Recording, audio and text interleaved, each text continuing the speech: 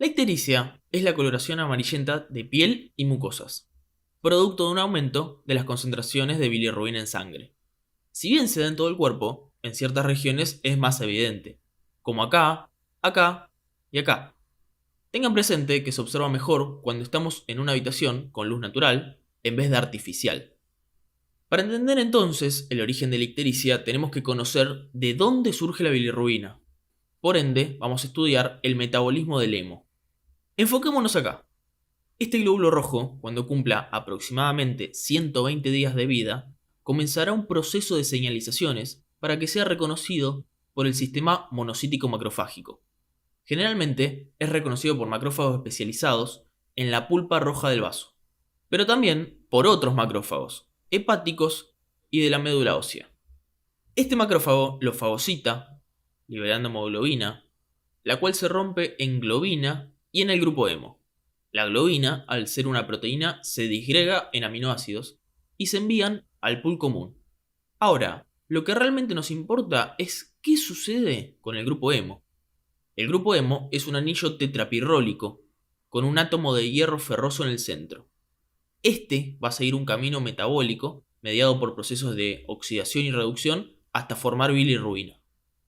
Al comienzo de la vía, un grupo de hemoxigenasas convierten el hierro ferroso en férrico. Luego, las hemoxigenasas rompen el carbono del puente metino-alfa. Como consecuencia, se abre el anillo. El hierro se separa y se deposita como ferritina, mientras que el anillo, ahora lineal, queda como biliverdina. Son dos pasos metabólicos claves en la vía. Posteriormente, la enzima bilirrubina reductasa cataliza la conversión a bilirrubina.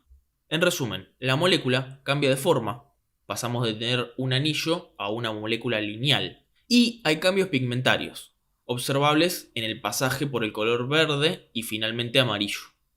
El resultado es una molécula pigmentaria altamente liposoluble. Por ende, necesita unirse a proteínas, como la albúmina, para transportarse. Podemos decir que la necesita de auto para vehiculizarse. Al llegar al hígado, se separa de la albúmina e ingresa al hepatocito por difusión facilitada. Acá la enzima glucuroniltransferasa conjuga la bilirrubina con ácido glucurónico. Este proceso la torna hidrófila, fácilmente excretable. Y la llamamos bilirrubina conjugada o directa, a diferencia de la bilirrubina antes de entrar al hepatocito, que no está conjugada y llamamos indirecta. Así, la bilirrubina conjugada sale por el polo excretor del hepatocito, ingresando en los canalículos biliares, para llegar a la segunda porción del duodeno por medio del colédoco. En el intestino se encuentra con bacterias anaeróbicas que la reducen y la transforman en estercobilinógeno. Este producto es considerado un cromógeno, porque tiene la capacidad de interactuar con otra sustancia y pigmentarla. Por ejemplo, el estercobilinógeno, al tomar contacto con el oxígeno, forma estercobilina, que es la encargada de darle la coloración a las heces. De acá surge una pregunta. ¿El intestino tiene oxígeno? ¿O las heces van tomando color una vez fuera de él? Se las dejo para que piensen. Como bien dijimos recién, una parte del estercobilinógeno se puede eliminar por las heces, pero otra parte se reabsorbe por vía portal y retorna al hepatocito. Una vez que llega, puede formar nuevamente bilirrubina y volver al intestino, cerrando así lo que llamamos circuito enterohepático. Una fracción menor puede volver a la circulación general, llegar al riñón y eliminarse como urobilina, que le da la coloración normal a la orina. Ya sabiendo el catabolismo normal del hemo, podemos ver que es bastante complejo y que puede ser afectado en varios estadios de su metabolismo, dando como resultado una presentación clínica y un laboratorio distinto en cada caso. Así, dividimos el estudio de la ictericia según si la afección se da antes del ingreso al hepatocito, en el hepatocito o después de la excreción a los canalículos biliares. La ictericia prehepática es fácil de comprenderla si vamos analizando el camino de la bilirrubina hasta el hígado. Con la ruptura de glóbulos rojos aumentamos la producción de bilirrubina, que, al no estar conjugada, es muy liposoluble. Como dijimos antes, condiciona dos cosas: que atraviese fácilmente las membranas, pero que deba ser transportada en sangre unida a proteínas. Finalmente, llega el hepatocito unido a la albúmina, que le introduce por medio de difusión facilitada por una proteína de transmembrana. Teniendo en cuenta esto, aumentos en la producción de bilirrubina, disminución de la concentración de albúmina o defectos en las proteínas de la membrana hepatocitaria condicionan un aumento de bilirrubina en sangre por patología prehepática. Al ser liposoluble, atraviesa libremente las membranas celulares y se acumula, dando ese color amarillento característico a la piel y a las mucosas. De los 3 tipos de ictericia que vamos a estudiar, esta es la menos frecuente de las 3, y dentro de estas, los casos más frecuentes son por hemólisis. En estos cuadros, la destrucción de hematíes aumenta el catabolismo del hemo, y por ende, la concentración de bilirrubina. Razonemos juntos. Llega más bilirrubina al hígado, que trata de conjugarla para eliminarla, se saturan las enzimas, y se acumula bilirrubina indirecta, pero también se conjuga y elimina más de lo normal. La o el paciente puede presentar heces hiperpigmentadas, lo que llamamos hipercolia. En el laboratorio hay franco aumento de bilirrubina indirecta o no conjugada, y las enzimas hepáticas no se encuentran alteradas. Además, clínicamente se suman las características propias de la enfermedad de base. Las hemólisis suelen presentarse con anemia, quiere decir decaimiento y malestar general, así como disminución del hematocrito por la destrucción de eritrocitos y disminución de la concentración de hemoglobina. Hay varios ejemplos a tener en cuenta. La hemólisis es frecuente en enfermedades autoinmunes, como el lupus eritematoso sistémico, pero también en patologías que cursan con hiperesplenismo, como leucemias o mirodisplasias.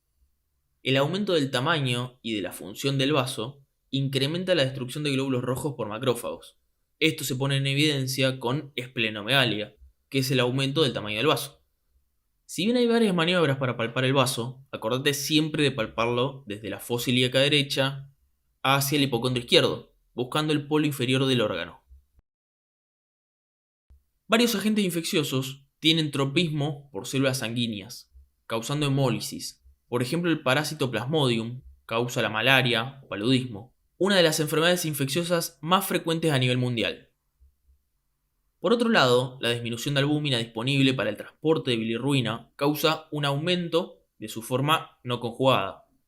Pensemos entonces en posibles causas de disminución de albúmina: la malnutrición, falta de síntesis en la insuficiencia hepática y aumento de excreción en el síndrome nefrótico, o desplazamiento por fármacos que ocupan el sitio de unión a la bilirrubina, como la warfarina o las sulfonamidas. Ahora, cuando la afección se da en el parénquima hepático, generalmente nos encontramos en un contexto de un proceso inflamatorio que, independientemente si es agudo o crónico, daña los hepatocitos y produce necrosis. Además, el propio proceso inflamatorio obtura algunos canalículos biliares. En definitiva, hay menor conjugación de bilirrubina por necrosis del parénquima y hay menor excreción de bilirrubina por el compromiso canalicular. Por eso hay tanto aumento de bilirrubina indirecta como directa. Además, hay menor llegada de bilirrubina a las heces, generando hipopigmentación, también conocido como hipocolia. Desde un punto de vista clínico, el paciente se encuentra ictérico, hipocólico y acompañado de la sintomatología propia de la inflamación hepática. En los procesos agudos, como hepatitis virales, el paciente presenta un cuadro caracterizado por coloración amarillenta de piel y mucosas, decaimiento, febrícula y malestar localizado en el hipocondrio derecho. A la percusión y palpación de esta región, el hígado se encuentra francamente doloroso y aumentado de tamaño. Para palparlo, lo podemos hacer mono o bimanual. En ambas, siempre nos tenemos que dirigir desde la fosa ilíaca derecha hacia el hipocondrio derecho, buscando palpar y caracterizar el reborde hepático. Siempre tengamos presente las infecciones por virus hepatotropos, sobre todo el virus de la hepatitis A y el virus de la hepatitis B, y los virus que cursan con tocamiento hepático, como el virus de Epstein-Barr, el citomegalovirus, el dengue, el virus de la fiebre amarilla, entre otros. Además, pensemos siempre en la posibilidad de hepatopatía por fármacos, como paracetamol, tuberculostáticos y ciertos antibióticos. Los procesos de compromiso hepático crónico van a variar de acuerdo a la etiología, pero a grandes rasgos podríamos decir que se le suman los signos y síntomas propios del deterioro de la función hepática, además de la ictericia. A la palpatoria puede que nos encontremos con un borde hepático irregular y duro pétreo, pero también es frecuente no poder palpar el hígado por la disminución del parénquima. Si miramos bien de cerca un hígado cirrótico, veríamos áreas con procesos activos de inflamación, junto con áreas donde se regenera el tejido hepático. Sin embargo, el parénquima se restituye junto con el estroma, perdiendo la arquitectura normal de los lobulillos. Hay fibrosis y tabiques dispuestos desordenadamente, sin patrón. Por esto mismo, el flujo sanguíneo y biliar no puede seguir su vía normal, lo que condiciona la funcionabilidad de estos sitios regenerados. Básicamente, estos focos de regeneración no tienen la función normal de un hígado sano. Las patologías más frecuentes que llevan a un estadio cirrótico son el etilismo crónico, hepatopatías virales tipo C y tipo B, y el consumo crónico de fármacos hepatotóxicos. Sin embargo, hoy en día, la esteatosis hepática no alcohólica o ENA, asociada a dislipidemias, es una causa cada vez más frecuente de cirrosis. Resumiendo, tanto en hepatopatías agudas como crónicas, hay inflamación que rompe las células, teniendo menor capacidad de conjugación, e impide que drene normalmente la bilis a los canalículos, teniendo menor capacidad de excreción. En definitiva, hay aumento de ambas bilirrubinas, aumento de las transaminasas hepáticas, tanto la glutamato oxalaceto transaminasa como la glutamato piruvato transaminasa, que ambas denotan la ruptura de células. Y puede haber un pequeñísimo aumento de marcadores de colestasis hepática, como la fosfatasa alcalina, la gamma-glutamil transpeptidasa y la 5-alfa-nucleotidasa. En las hepatopatías virales, generalmente la hipertransaminasemia es más marcada sobre la TGP que sobre la TGO, mientras que en el etilismo se incrementa más la TGO. Tengan en cuenta siempre que, en los procesos crónicos, se afectan marcadamente el resto de las funciones hepáticas. Entonces, nos vamos a encontrar con un paciente con déficit de proteínas totales por disminución de su síntesis, disminución de la colesterasa y prolongación de los tiempos de coagulación, justamente por menor síntesis hepática de los factores de coagulación. Si la bilirrubina consiguió efectivamente conjugarse y excretarse hacia los canalículos, lo que resta es hablar de las causas que dan ictericia luego del paso de la bilirrubina por el hígado. Las ictericias poshepáticas se subdividen en intra o extracanaliculares, según la afección esté dentro o fuera del canalículo. Pero la lógica es la misma. Hay una obstrucción al flujo de la bilis. Esta obstrucción genera un flujo retrógrado, es decir, que asciende y regresa al hígado y a la sangre. Analicemos esto juntos. La bilirrubina no puede llegar al intestino, por esto mismo las heces se encuentran hipocólicas o totalmente blancas, acólicas. Sin embargo, la bilirrubina ya se conjugó y puede viajar libremente por sangre, filtrarse a nivel renal y eliminarse. Esto genera orinas muy pero muy oscuras que llamamos coluria. Si la concentración de bilirrubina se incrementa demasiado, en cuestión de horas la persona se torna ictérica, a expensas de bilirrubina directa. Pero además, hay reflujo de sales biliares que se acumulan en los tejidos y causan prurito. Y, por si fuera poco, la colestasis daña las células hepáticas, produciendo también pequeños aumentos de la bilirrubina indirecta, ya que algunos hepatocitos se necrosaron o están injuriados. En el laboratorio nos vamos a encontrar con un gran aumento de bilirrubina directa y puede haber un discreto aumento de la indirecta. Además, hay incremento de marcadores de excreción hepática como fosfatasa alcalina, gamma-glutamil transpeptidasa y la 5-alfa-nucleotidasa. Generalmente sucede un cuadro de impactación de un lito biliar. Se presenta con intenso dolor en el hipocondrio derecho tras una gran comida rica en grasas, además ictericia y febrícula. Básicamente el paciente tiene litos en la vesícula. Las comidas grasas estimulan la liberación de colecistoquinina y esta hormona estimula la contracción vesicular, que produce un impacto del lito en el colédoco o en la ampolla de váter. Claro que también puede impactar en el bacinete de la vesícula, pero en este caso la bilis sigue fluyendo hacia el duodeno por el conducto hepático común y colédoco y no habría ictericia. También hay otros cuadros más lentos o solapados que progresivamente comprimen u obstaculizan la vía, como pueden ser tumores periampulares, tumores de la pared de la vía, tumores hepáticos o quistes hidatídicos, entre otros. Tanto en cuadros agudos como crónicos, la vesícula suele estar aumentada de tamaño. Sin embargo, en los cuadros agudos suele ser palpable y dolorosa, mientras que en los crónicos no, diferenciando las ictericias poshepáticas calientes de las frías.